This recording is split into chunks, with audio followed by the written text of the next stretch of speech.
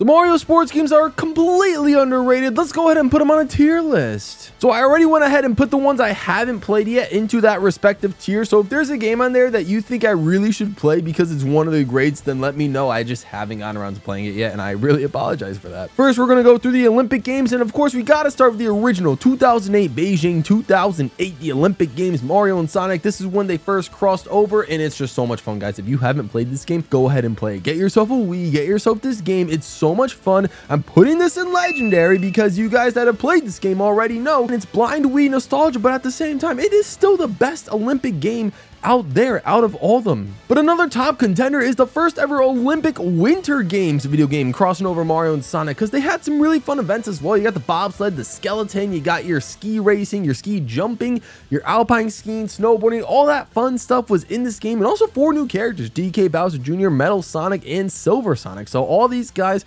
were really cool additions, but not enough to take over this one. I had a really fun time with it, but that's just it. It's gonna go a pretty fun game for me. Nothing too crazy. A game that was hugely forgettable, Mario and Sonic London 2012. This is going in the very mid tier. I'm sorry. There's just not much to this game at all. Especially, it does not stand out against the original 2008. It just doesn't take any risks. It's a Wii game, Summer Olympics. We've seen this before. Even though it might look a little bit better, for some reason the controls are so much better on the original. This one just did not even need to be made. I'm sorry, London 2012, but the original is still so much better. Same can be said for Sochi 2014. I'm actually gonna put this one in decent because I kind of liked it. It plays it safe as well, but I think I just liked the winter sports in this one. This was also the first Olympic Games in general on the Wii U, and this one just had more HD graphics, so it looked prettier. Again, no character additions at all, so I still like the original Winter Games better. But I do like that they, kept most of the controls the same and played it safe in that aspect. And I do remember playing it from time to time, so that's why I'm ranking it a little bit higher. Although in Olympic Games I remember fondly is the Rio 2016. This had a really fun lobby on one of the famous beaches in Rio de Janeiro, Brazil, and it just had a really cool charm to it and introduced guest characters. I mean, for the first time since the Winter Olympics, we had guest characters. This was incredible. So many new things were added to Rio 2016. I had so much fun playing this game. Even on the Wii U, it was kind of crazy. I'm gonna put this one in pretty fun game. I liked it a lot. Same with the Tokyo 2020 Olympics. This kind of took everything that the Rio 2016 Olympic Games introduced and expanded on it. We got some more guest characters. We even got introduced some new sports. We got skateboarding, surfing, and rock climbing. I mean, these were mini games that were not included in any of the other Olympic Games previously because they were also just ratified to be in the Tokyo 20 Olympics for the first time ever as well. So I'm also gonna put this one in the pretty fun game tier. It didn't have as crazy of like a story mode to unlock all the guest characters that Rio 2016 had, but I did like the controls and the refinements that were introduced in Tokyo 2020, so I have to put it here because I had a really good time with it. On to the golf games. Mario Golf 64, I'm gonna put in decent. There was nothing too crazy about it. The stages were kind of mid, I'm not gonna lie. Like even the star one at the very end where it had everyone's full bodies as the playing grounds, but besides that, all the other courses I don't remember too fondly, and half the character roster are humans. I don't mind the human characters, but I just don't know them very well, and it's hard to distinguish one from the other. And besides that, besides Metal Mario, all the Mario cast was just kind of basic and average. So because of that, it's going to get a decent for me. I had a fun time playing it, but not a really fun time playing it. But I'm going to go ahead and put our first W game up here. This might be blind nostalgia, but Mario Golf Toadstool Tour. Fellas, this is the first and only game where Shadow Mario, the one from Sunshine, Shadow Mario is a playable character. You cannot play as him in any other video game at all. Mario Golf Toadstool Tour is it. So you already know, even though Petey Piranha, he's my man, he's the GOAT. In this game, I am solo maining Shadow Mario because you can't play him anywhere else. So I gotta do it. But also you got incredible maps, incredible game modes. I like the birdie putt mode, or the birdie mode.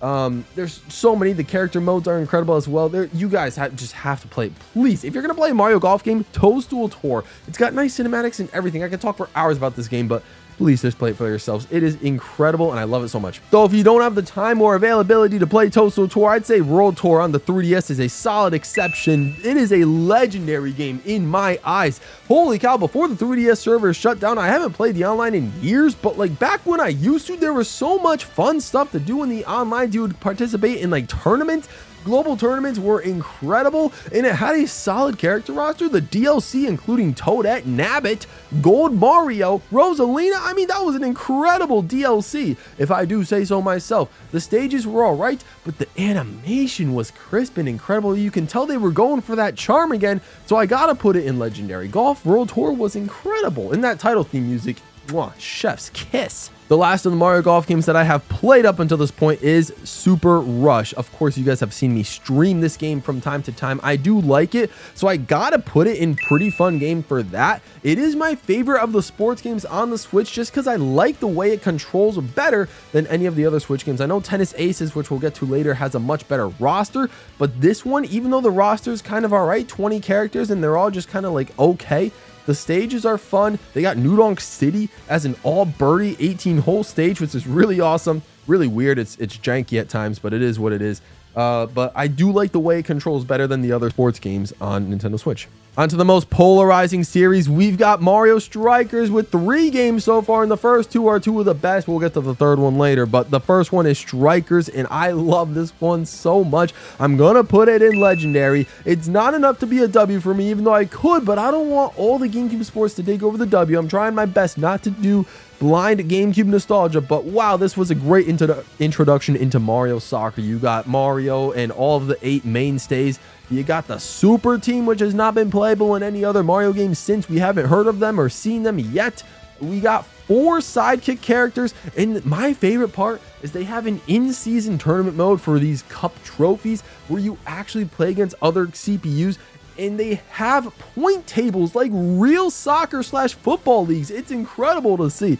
So I'm putting that Legendary tier because even though there wasn't a ton of overarching game modes and content, that tournament mode alone and just the grunginess, the risk that they took to make this game super creative, mwah, you gotta put it here. But Strikers Charge, oh, expanded on it. It is a W. This is an incredibly successful top tier. There's just so much. They took everything Strikers had and expanded on it. Many more modes. You can play Wi-Fi mode. I mean, not anymore, but you could play Wi-Fi mode. You could play as 12 captains now instead of for the 8 that they had before, or 9 if you count Super Team. They have 8 sidekicks as opposed to 4, so they expanded on all the characters, and they also added so many new maps with creative gimmicks, and they also brought back most, if not all, of the maps from Super Mario Strikers, if I remember correctly. They also have the in-season tournament mode. It's not as fleshed out as the one in Super Mario Strikers, though, where you can't see the entirety of the rankings, unless I'm misremembering things.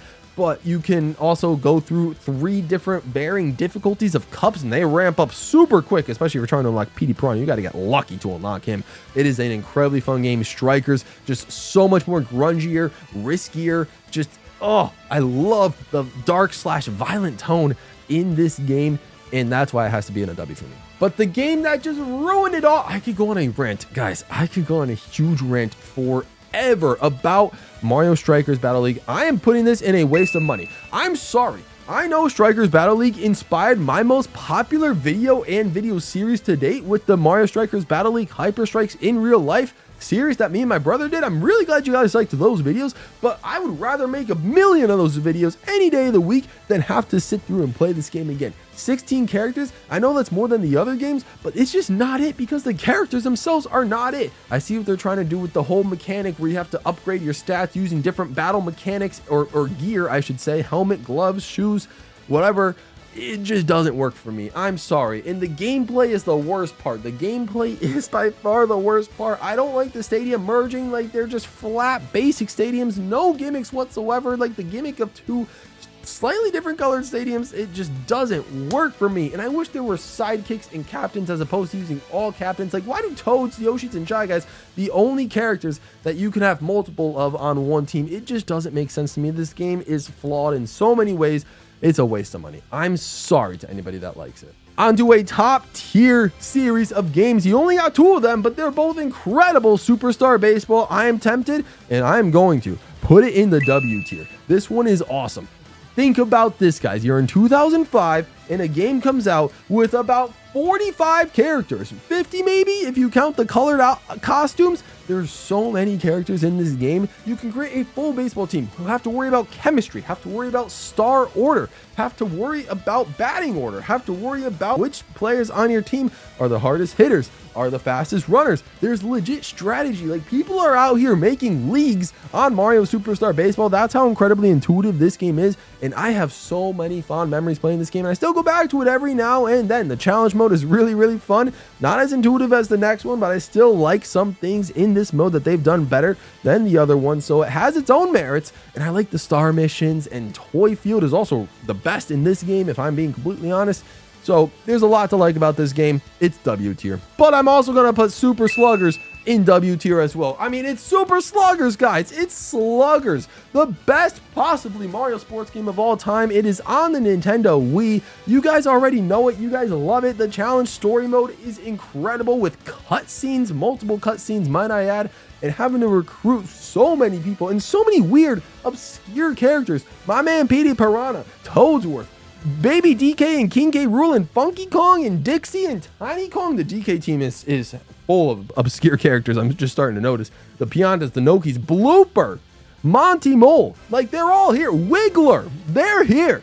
Everybody's here. Like, the most obscure roster. It is still incredible. Possibly one of the best rosters in all of Mario gaming history. It's W tier. I can rant forever about this game. Now on to the tennis series. The tennis series has the most games that I've played. We got 5 of them. The first one is Tennis 64. I'm putting this one in legendary. I don't care what any of you guys say, but Tennis 64 has one character that made his final debut and his first and only 3D playable appearance. I'm talking about Donkey Kong Jr., guys. Donkey Kong Jr. made his playable 3D debut in this game, and it was the last time he was ever playable in a video game. That alone puts this game in legendary tier. I don't gotta say anything else. I mean, sure, this game had tournaments. This game had like character introduced courts that were really cool. It just also had fun, smooth gameplay. It was basic tennis, but it was fun tennis, and that's all you really needed for a Mario tennis game. But Donkey Kong Jr. is the sole reason this is in legendary tier. Come at me. I'm sorry.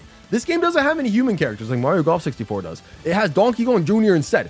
I take that. Mario Power Tennis, though, I gotta do the same. This is also going in legendary tier. I'm so dang close to putting this in the W tier, but Power Tennis, I gotta say, it's got Fly Guy. I'm a big Fly Guy fan. No, those of you who like Shy Guy, I respect it, but I'm a Fly Guy person. You got Petey Piranha, you got Wiggler. There's so many good characters in this game. They also got fun minigame modes. I mean, the GameCube was just taking risks and flying high. You gotta love it. So Mario Power Tennis, legendary tier for me. Mario Tennis Open 3DS. It's an okay game. I'm actually going to put this one in decent. It was not nearly as fun as Mario Golf Pro Tour. I don't know what they did. Do any of you guys remember when this game first came out? Like, and you had to try and wait like a couple of weeks or months to unlock like the different colored Yoshis by scanning QR codes on the internet down to your 3DS to unlock those characters. Did any of you guys remember that? Like, you had to use QR codes to unlock the colored Yoshis in Metal Mario. Some weird promotion thing was happening. I was so confused, but regardless, that was a weird and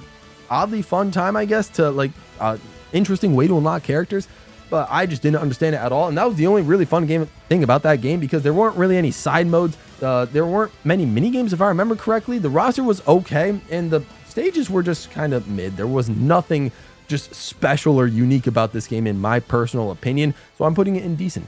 But at least it had content, unlike Mario Tennis Ultra Smash. Like, there's literally nothing to say about this game. I played it for 6 hours when it came out, spent $50 or $60, however much it was. 6 hours, unlocked everything, never touched it since. I've not played that game since the day it came out, and it will continue to be like that for the rest of the time. Mario Tennis Aces, though, was kind of an interesting game, I'm not gonna lie. It's on Nintendo Switch, it's fun, but it's not fantastic. I like Mario Golf Super Rush better, but I love the character roster on this game. When it first launched, there were only 16 characters, but we had some obscure ones like Chain Chomp and Spike, but then they released a character or two every single month until the end of the year. So 12 months, 14 characters, I think. So 30 characters were introduced into this game. You had Petey Piranha, my man. You had Boom Boom. You had Paratroopa, Blooper, Kamek. Pauline made her playable debut as a DLC character here in Mario Tennis Aces. And you also had Fire Piranha Plant. Not just a regular Piranha Plant, Fire Piranha Plant. Crazy, I know. But 30 characters, the best roster on a Mario sports game on Nintendo Switch.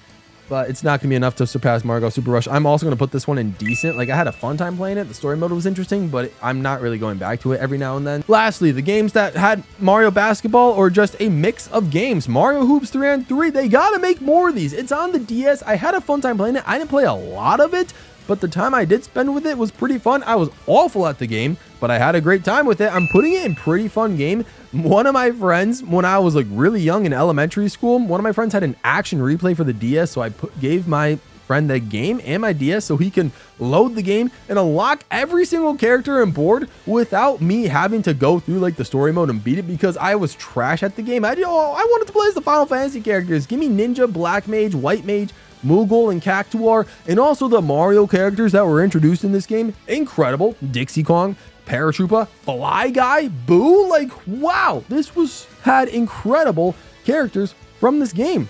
We gotta have either a remaster or a full-blown sequel of just basketball. And the reason I say that, Mario Sports Mix, guys, is a legendary game, but that is solely because of its basketball mode. I swear, guys, I'm not joking when I say that I've only played one game of hockey, dodgeball, and volleyball combined between the three of them, like one game each.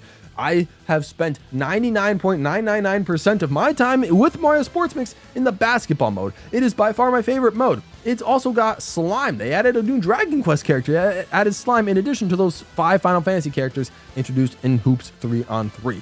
But the fact that you had to unlock all those characters in each of the 4 games, instead of for just, if you unlock them all in one, you get to play in them in all the games, that ticked me off a little bit. So after I unlocked them in the basketball mode, I stayed playing the basketball mode because I didn't want to have to re-unlock them again. It was frustrating. So it is in legendary tier because the basketball mode was super fun. The courts were fun and unique, and the music was incredible. So Mario Sports Mix, legendary. A game that was not legendary though is Mario Sports Superstars. I gotta show you something real quick. This is a book with all 90 of the amiibo cards, because there were 18 characters in the game in 5 sports: soccer, baseball, tennis, golf, and horse racing. 90 characters, or 90 cards, 18 characters, 5 sports. I got them all. It took, I think, a couple years to actually get them all, but we got them. It was fun collecting them, but that was really the only best part about the game, is the stuff outside the game. It's a very mid game for me because all the games are just bare bones versions of their actual game counterparts. The soccer and baseball are kind of embarrassing, I'm not going to lie. The tennis and the golf are basically just ripped off versions of Tennis Open and Golf World Tour, so I could just play those games individually. And then the horseback racing is like kind of fun, but only for like the first like 5 times, and then you get bored of it. So there's nothing really there to, hold you in for the rest of the time. So it's got to go in very mid for me. It's not a waste of money because, I got some fun collectible amiibo cards out of it, but it wasn't anything special either. But that's it. That is my list. What are your guys' top tier Mario sports games? I love a lot of them, and also a lot of them are like just fine, whatever. Let me know if any of the games that I haven't played yet I should play. I definitely want to play the advanced golf and tennis games because I hear the RPG elements in those games are incredible, and I want to go through that story mode. But besides that, like, these other games that I've played so far are kind of incredible. So let me know which ones you guys like the best. Thank you. Huge shout out to my members for being so awesome, supporting the channel and helping me make this full-time thing hopeful reality one day. Means a lot, guys. But also appreciate all of you guys for watching. Subscribe if you're new. Stay on pro, and I'm out of here.